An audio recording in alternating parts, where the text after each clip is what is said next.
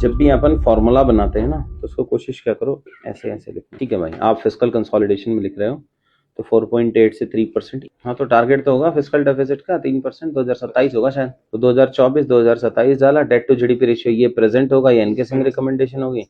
Equals to macro stable India, तो और better keyword use कर सकता है। Equals to effective fiscal marksmanship ही तो है ये, तो वो थोड़ा और बेटर हो सकता है।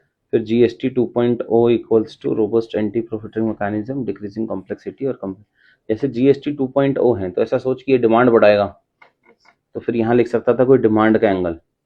फिर जीएसटी 2.0 था तो कोई टैक्स के टारगेट भी दिए होंगे अपन ने, टैक्स टू जीडीपी रेशियो का नहीं, जीएसटी का ही, कि भैया पहले 1.5 लाख करोड़ आ रहा था हर महीने का, मतलब 18 लाख करोड़ था, टारगेट है 24 लाख करोड़, वो भी दिया हुआ सरकार ने।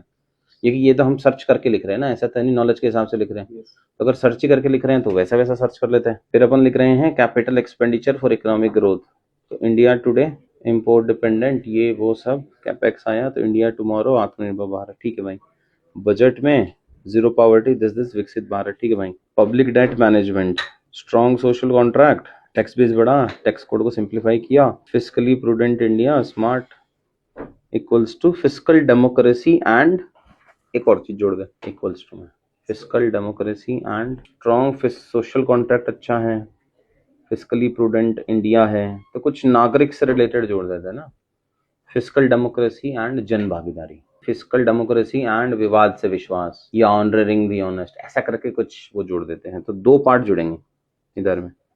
जल्दी सीख गए? कैसे सीख गए इतना जल्दी? This is fast way of learning, this is not normal.